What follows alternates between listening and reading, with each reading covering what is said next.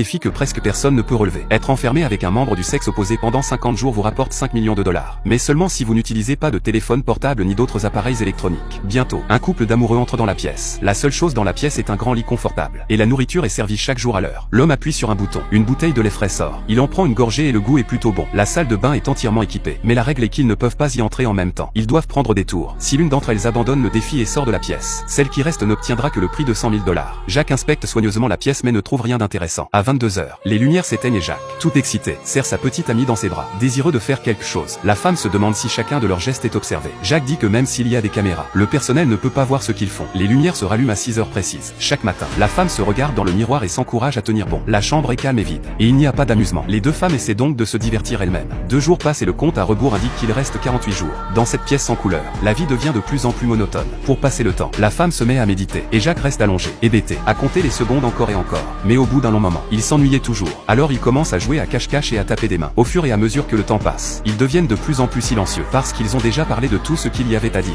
Heureusement, il reste encore 40 jours. Et s'ils tiennent bon, ils termineront le défi. Soudain, l'apparition d'un cafard change leur relation. Cette nouvelle présence apporte un peu de couleur à leur existence terne. Jacques veut le traiter comme un compagnon, le nourrir pour qu'il survive. À ce moment-là, il reçoit un avertissement de l'organisateur indiquant que la nourriture ne peut être consommée que par les concurrents, sous peine d'être considérée comme une infraction. Il s'avère que tous leurs faits et gestes sont observés. Jacques veut libérer le cafard, de peur qu'il ne meure de faim. Le bouton rouge sur le mur est celui qui ouvre la porte. Mais s'ils ouvrent la porte, le défi est considéré comme un échec. La femme essaie immédiatement d'arrêter Jacques, disant que cela ne vaut pas la peine de perdre 5 millions de dollars pour une si petite vie. Mais Jacques s'en moque. Il insiste pour libérer le cafard. C'est ainsi que leur première dispute éclate. Après encore 2 jours, Jacques ne supporte plus l'ennui. L'organisateur a fourni un cadeau surprise aléatoire. La première fois pour payer doit déduire 100 000 dollars. C'est-à-dire que le prix n'est que de 4,9 millions de dollars. Bien sûr, vous pouvez choisir de ne pas en avoir besoin. Jacques demande à sa petite amie s'il peut utiliser l'argent pour acheter une surprise. La femme a immédiatement accepté. Mais l'argent devait être compté sur la tête de l'homme. Mais le lendemain matin, la femme découvre soudainement un pistolet dans la salle de bain. Il est clair que les organisateurs ont quelque chose derrière la tête. Mais quel est leur but? Par précaution, ils décident de cacher l'arme sous le lit. À ce moment-là, une projection apparaît dans la pièce. Ils se précipitent pour voir et découvrent une autre ruse des organisateurs. Bientôt, une femme apparaît devant eux, qui s'avère être l'ex-petite amie de l'homme. L'homme est très excité de la revoir.